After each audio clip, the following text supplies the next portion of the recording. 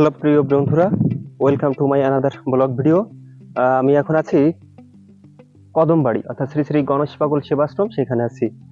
তো এটা হচ্ছে প্রথম গেট, মেন গেট। আপনারা দেখে থাকুন বন্ধুরা। এটা হচ্ছে মেন গেট, প্রথম গেট। প্রথম গেটের পরেই এই পাশে একটা মূর্তি আছে, আমি আপনাদের দেখাচ্ছি। এটা হচ্ছে, তো বন্ধুরা আমার পিছনে দেখতে পাচ্ছেন সেই মন্দির যেখানে আমরা আসছি। আমি এখন আপনাদের পুরোটা ঘুরে দেখাবো মন্দিরটা, আপনারা দেখতে থাকুন। বন্ধুরা, এটা হচ্ছে মূল মন্দির। এখানে যখন এটা অনুষ্ঠান হয়, এখানে অনেক লোকজন হয়। তো বন্ধুরা, আপনারা দেখতে পাচ্ছেন যে মন্দির অনেক বড় এরিয়া। এই এরিয়া জুড়েই এইখানে অনেক মেলার সময় অনেক লোকজন আসে। তো এখানে অনেক লোকজন তাদের মনোবাসনা পূর্ণ করার জন্য এখানে আসে। গণেশ পাগলের মূল যে মন্দিরটা আছে, এটা মূল মন্দিরটা। এখানে যখন অনুষ্ঠান হয়, সে অনুষ্ঠানের সময় লোকজন আসে এবং এখানে পূজা অর্চনা করে। তো বন্ধুরা, আমি একটু ঘুরে দেখানোর চেষ্টা করতেছি যে মূল মন্দিরের যে কারুকার্যটা, এটা আমি ঘুরে দেখানোর চেষ্টা করতেছি। এখানে উপরে কিছু লেখা আছে এবং শ্রী শ্রী মহামানব গণেশ পাগল। আমি চারপাশটা ঘুরে দেখানোর চেষ্টা করতেছি।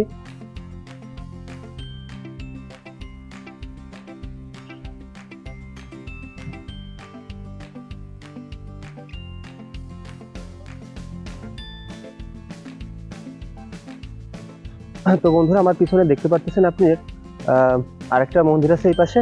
আমি সেই মন্দিরে এখানে যাব এবং আপনাদের দেখাবো মূল আরেকটা মন্দির যেটা আছে, সেখানে কতগুলো মূর্তি আছে। এখানে লেখা রয়েছে যে স্বাগতম মহামানব গণেশ পাগল। তো বন্ধুরা, আমরা এখন মন্দিরের ভিতরে প্রবেশ করতেছি। তো মন্দিরের প্রথম যে মূর্তি, রাধা কৃষ্ণ লক্ষ্মীনারায়ণ মন্দির। তারপর পরই আছে হচ্ছে দুর্গা মন্দির, এবং পরবর্তীতে যেটা আছে সেটা হচ্ছে গৌর নিতাই মন্দির। গৌর নিতাই মন্দির। এর পরবর্তীতে আছে হচ্ছে রাধা গোবিন্দ গোবিন্দ মন্দির, এবং এর পরবর্তীতে যেটা আছে সেটা হচ্ছে রাম মন্দির। রাম মন্দির এটা।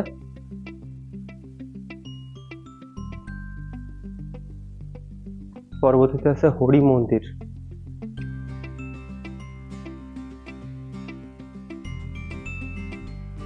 এবং শেষ যেটা আছে সেটা হচ্ছে মনসা মন্দির, অন্নপূর্ণা মন্দির যেটা।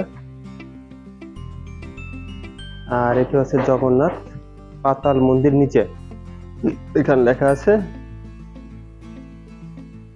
তো বন্ধুরা, এই ছিল ভিতরের যে মন্দিরটা, মন্দিরের মূল দৃশ্য।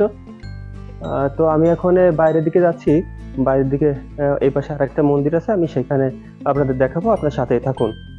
তো বন্ধুরা, আমার যেখানে আছি, যেখানে আমার দেখতে পাচ্ছেন এইটা হচ্ছে একটা বট গাছ। আপনারা দেখতে পাচ্ছেন খুব রোদ, অনেক রোদ। এই বট গাছটার বয়স মিনিমাম 50 থেকে 60 বছর বয়স। আমি বট গাছটা একটু দেখাবো আপনাদের।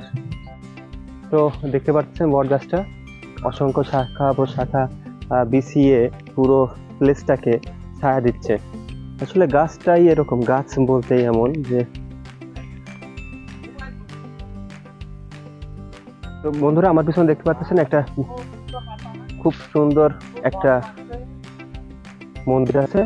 মন্দিরের চূড়া দেখতে পাচ্ছেন। আমি আপনাদের মন্দিরের কাছাকাছি নিয়ে যাবো এবং সম্পূর্ণ ভিডিওটা দেখাবো। তো বন্ধুরা, দেখতে পাচ্ছেন যে আমি সেই মন্দিরের কাছাকাছি চলে আসছি। আমার পিছনেই মন্দিরটা আছে। ওই যে হচ্ছে একটা মন্দির।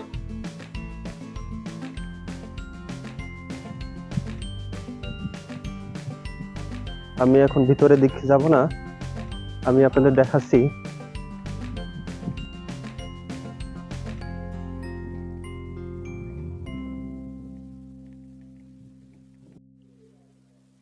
তো এই দেখতে পারতেছেন পাতালপুরীর মেইন অংশটা।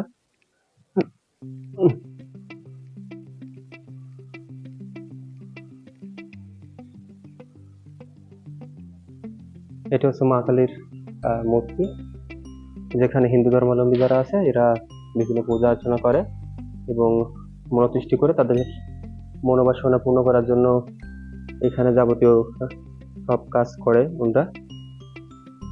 তো চারপাশে আমি একটু দেখাচ্ছি।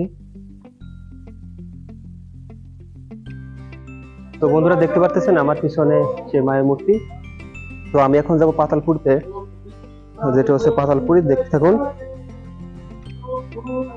বন্ধুরা আমি এখন আছি একটা বট গাছের নিচে, যেখানে মানুষ তার মনস্কামনা পূর্ণ করার জন্য অনেক কিছু বেঁধে রাখে, অর্থাৎ যে যার মনস্কামনা আছে সেই মনস্কামনা পূর্ণ করার জন্য এখানে অনেক কিছু বেঁধে রাখে। আপনারা দেখতে পাচ্ছেন পুরো গাছটা জুড়ে লাল সুতায় বাঁধা আছে।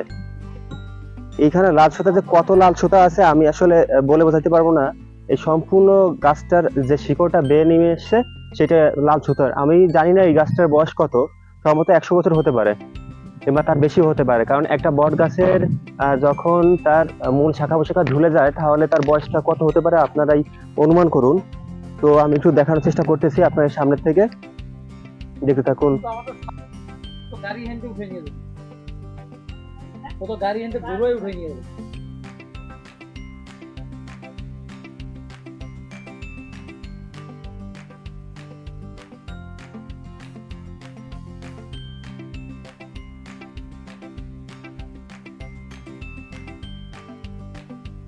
তো বন্ধুরা আপনারা দেখতে পাচ্ছেন যে এটা হচ্ছে একটা মনসা মন্দির।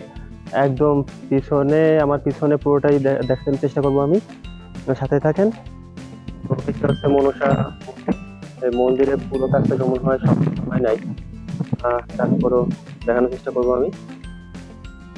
হ্যালো গাইস, আমি আসছি হচ্ছে আরেকটা মন্দির, সেটা হচ্ছে রাম মন্দির। মন্দির ভিউটা আমি দেখাচ্ছি, আমার পিছনে দেখা যাচ্ছে, দেখতে পারতেছেন পুরো ভিউটা দেখতে পারতেছেন একেবারে শেষ চূড়া অবধি। আমি পুরোটা দেখানোর চেষ্টা করতেছি।